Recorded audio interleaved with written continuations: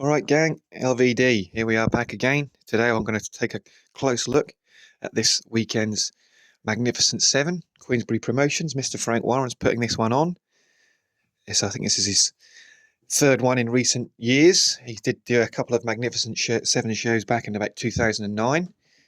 Interesting thing to note is that while the original theme, Magnificent Seven, was for the amount of fights that were going to be on the card, now, because I think things are thinning out somewhat at the top of his headliner list, we are now down to, rather than it being 7 fights, it's a Magnificent Seven, what it looks like, in terms of the actual number of fighters who are headlinable, shall we say, or sellable on a card. But from top to bottom, I think if you're going to the Co-op Live Manchester, I don't think it's sold out. But if you're going, I think you'll have a good all-around show. From top to bottom, it's got a lot of names on it. Especially, there's a lot of young and up-and-coming fighters on the card.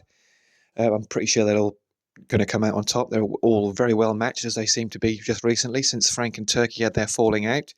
Speaking of that, I think just the lineup of this show shows that it has harmed a few of the fighters under the Queensbury banner, with the falling out with Turkey, and we'll get into that in a second. But from the bottom down, we'll start from the bottom. Adam Hamed, the highly touted John Joe Carrigan, is in action. I think he went on an extremely long unbeaten streak in the amateurs. I think he was classed as one of the very best in Europe, let alone Britain, so it's always good to see how he progresses. He's in action. Billy Denise is also there, or Billy Deniz. I better not say Billy Denise, he might think I'm calling him a woman. Alex Murphy, young Nelson Birchall, he's all over the place, he's always good to watch. And then we have Michael Gomez Jr.'s back out again. There was a lot of promise in his career early on, but that soon petered out. He's in action. These are all in fights in which they're nailed on victories. If they don't win these fights, then it's on them rather than it is the opponent. And then, so that's 1, 2. We've got Hamid, Carrigan, Dennis, Murphy, Birchall, Gomez. That's 1, 2, 3, 4, 5. That's 6 fights of the card. 6 of those other fights on the show are all walkover bouts, essentially. Then we move into what we call, then we creep slowly into the Magnificent Seven. Big ticket seller Nathan Heaney, perhaps another one last roll of the dice. He's generally been considered one of the Magnificent Seven fighters. I'm not sure if he is this time around. He's in action. He's got a test, a slight test in the form of the teak tough, that's what they always say, Jerome Warburton. I'm pretty sure Nathan should come out on top of that one, but you never know with Nathan. He isn't the most naturally talented of fighters, and things can unravel pretty sharpish. His time at his peak wasn't particularly long, I think, shall we say, and I think he's now in post-prime mode.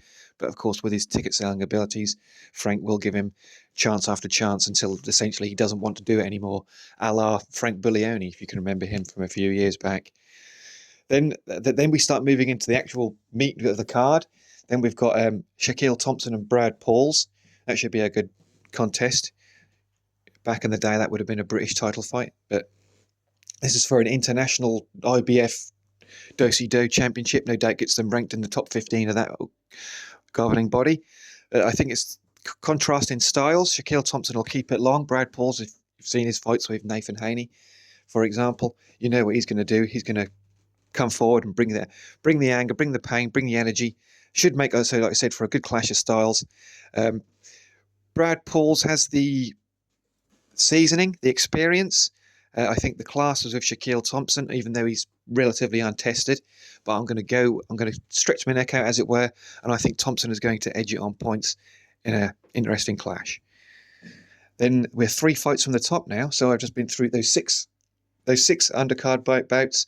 Nathan Heaney, and then Shaquille Thompson and Brad Pauls. Then we've got 3 left. Then we have what I think will probably be the eye-catching bout on the card, Willie Hutchinson versus Ezra Taylor. To be honest, I thought this would have caught fire a little bit more than it has during the build-up to the fight. It hasn't quite happened yet.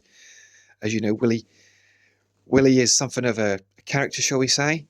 But he regularly is in the TalkSport studio, and he's pretty much uncontainable. It's difficult to keep on a leash, so that's why you don't see him around very much.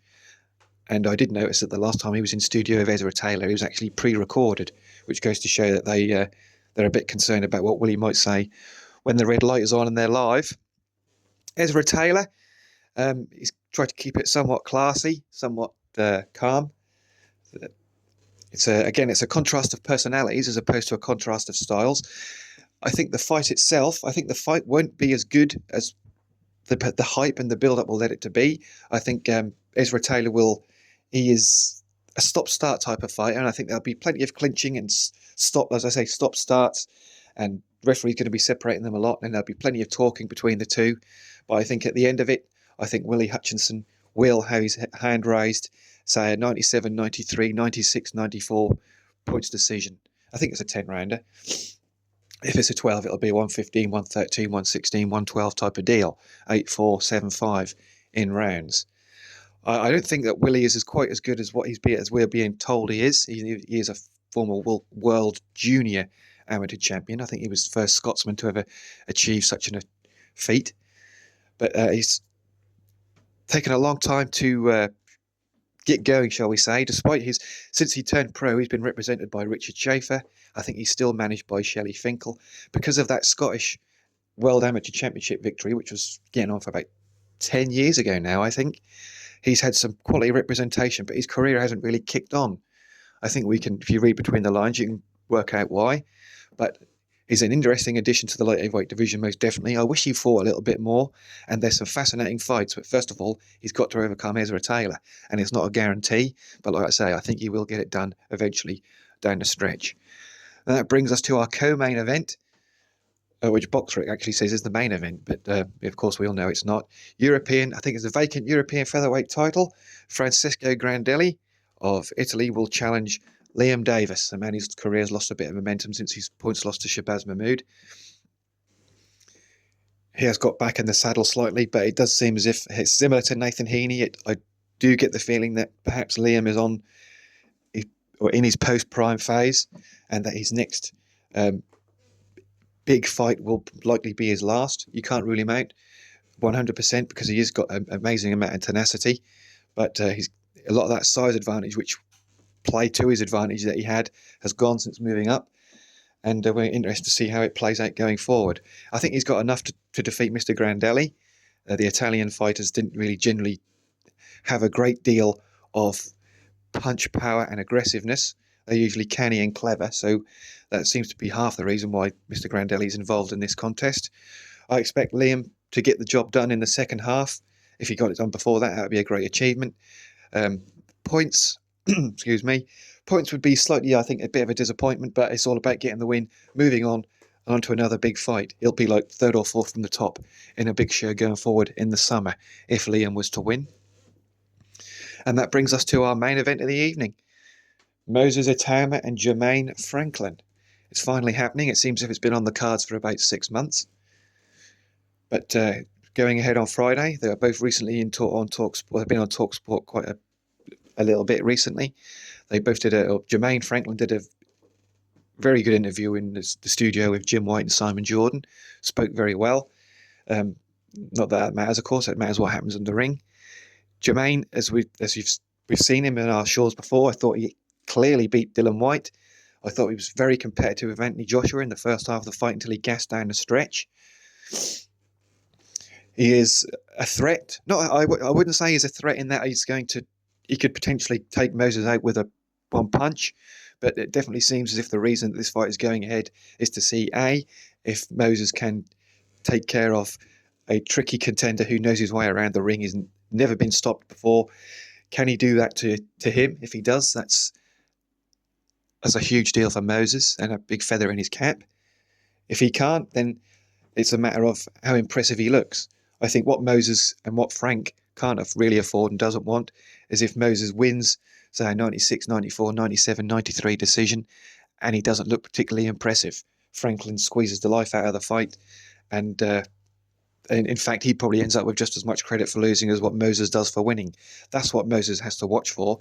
It's very, very possible that could happen. Jermaine, extremely well-rounded. He is very well seasoned. If you saw his recent fight, I think it was in September against Ivan Ditchko. Ivan Ditchko was a quality amateur, but Jermaine old-manned him, as they say, out of the fight. A quality victory. He did similar to Dylan White. I thought he beat Dylan White 116, 112. He is silkier, faster, quicker, far more skilled than what you think he is.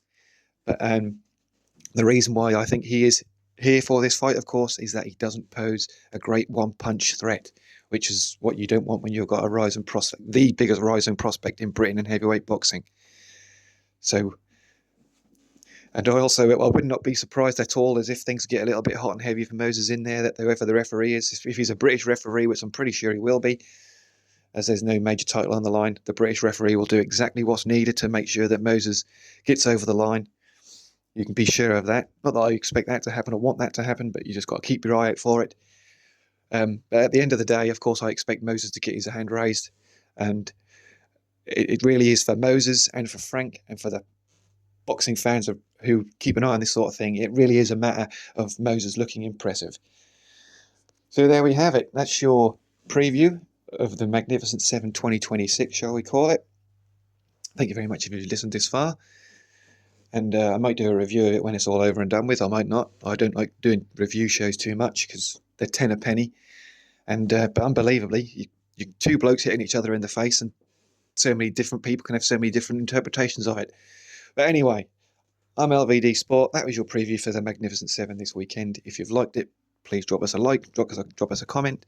I get absolutely zero feedback. It's like I'm shouting into a hole.